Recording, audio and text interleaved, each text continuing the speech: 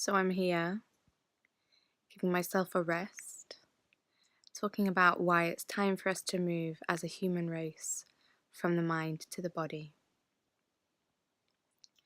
We've known for a long time now that it's time to create a world that looks different from the one that we live in, because the one that we live in is one where we have children who are not nourished by education. We have suicidal teenagers, we have a mental health crisis, we have an agricultural system which is not sustainable. We have plastic rising up in the sea from where we've dumped it.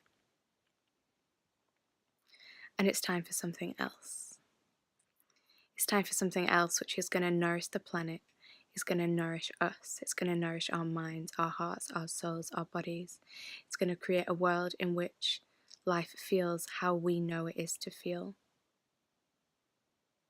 It's going to cool the planet, it's going to open our hearts.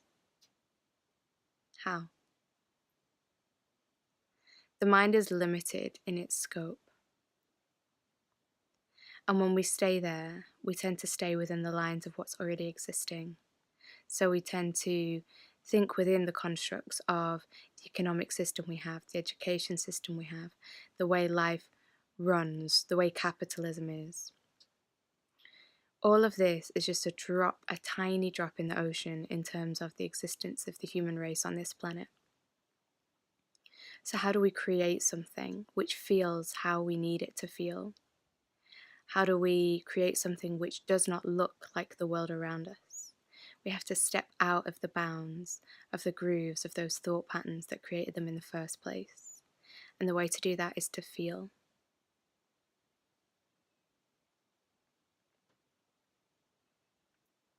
We need to create a world that is in sync with itself, where humans are in sync with each other, whether it's the human next to you on the bus, or whether it's the human on the other side of the world, where humans are in sync with the planet and with the animals.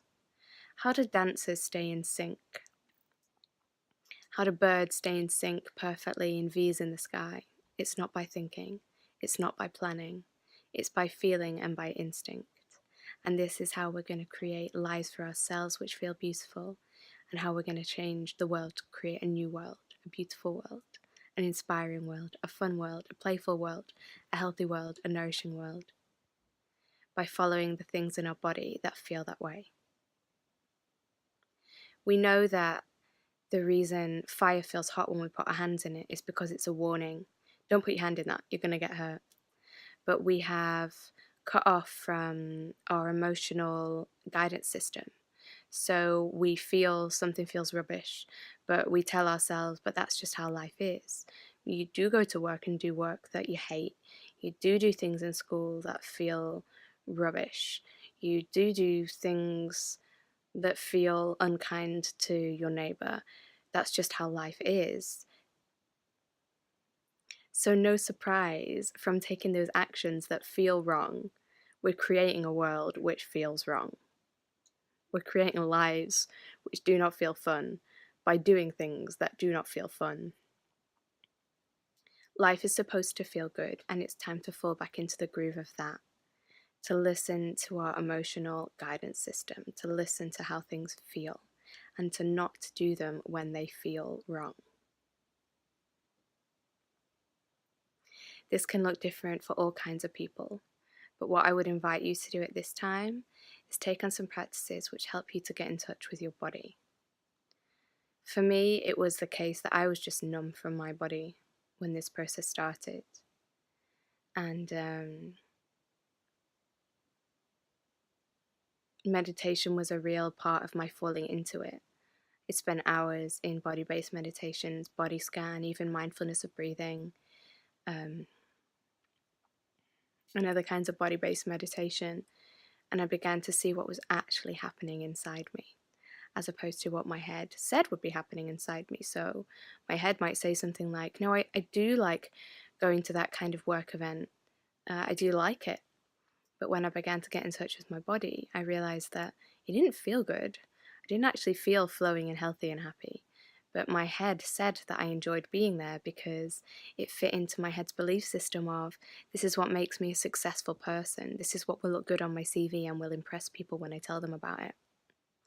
So the process from the head to the heart, the head to the body, the head to the body, the head to the body. So I invite you to follow your intuition with regard to what that looks like for you. It might look like inviting yourself to slow down a little, letting go of activities which aren't feeling nourishing for you in your life, saying no to a few more people, adding 5 minutes to your journey time every time you go somewhere and see what happens. Perhaps you're interested in doing some meditation.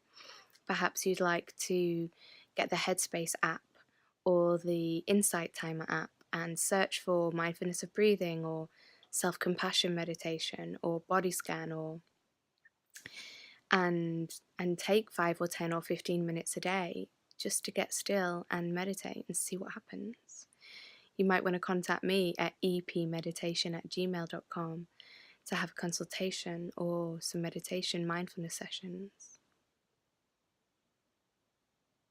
You might want to look for life coaches or 5 rhythms group to help you get into your body and dance and follow your intuition. Follow your intuition. You might want to take 5 minutes in nature every day. See what happens. See what happens.